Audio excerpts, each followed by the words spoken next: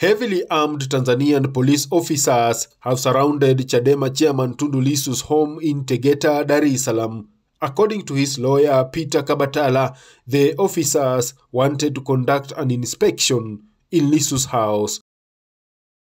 Reports from his deputy, John Heche, indicates that Lissu's compound was manned from midnight. Meanwhile, Heche is currently under house arrest after military artillery vehicle with armed police officers sealed off his compound.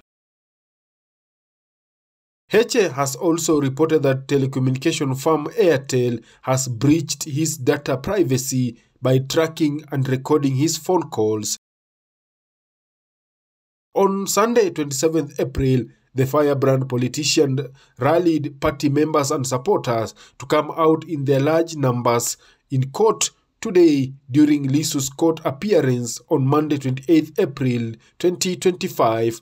Heche demanded that Lissu's case be mentioned in an open court rather than virtually.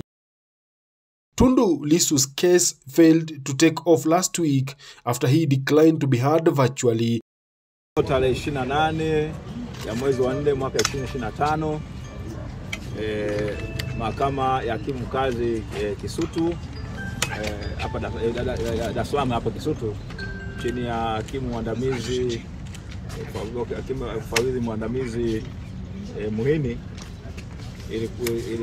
ilikaa na kuweza kusikiliza hoja za pande mbili katika kesi inayomhusu Tundu Antipas Lissu. Ni kesi ile ambayo inahusiana na masuala ya kuchapisha taarifa zisizokuwa za ukweli.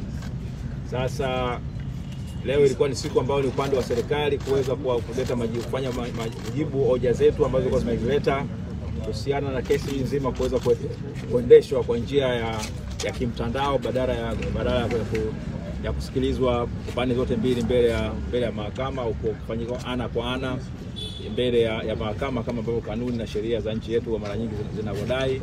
Ilikuwa ni kitu cha asili. Sasa upande wa serikali umeweza kufanya majibu ya hoja zetu, na baada ya hapo na sisi tukao tuna hoja zetu za mwisho kuweza kupinga au kuweza kusahihisha kile ambacho serikali walikuwa wamekisema, ili mwisho wa siku kuweza kuwezesha mahakama kuweza kutoa uamuzi. Kwa hiyo sasa baada ya kusikiliza pande zote hizo mbili na hizo hoja, mahakama imepanga kwamba itatoa uamuzi wake mnamo tarehe 6 ya mwezi wa 5 mwaka 2025 saa 4 asubuhi. Asante sana. Lissu was arrested nearly a month ago and has been charged by treason, incitement and dissemination of false information. Kevin Sewe, Mwanzo TV.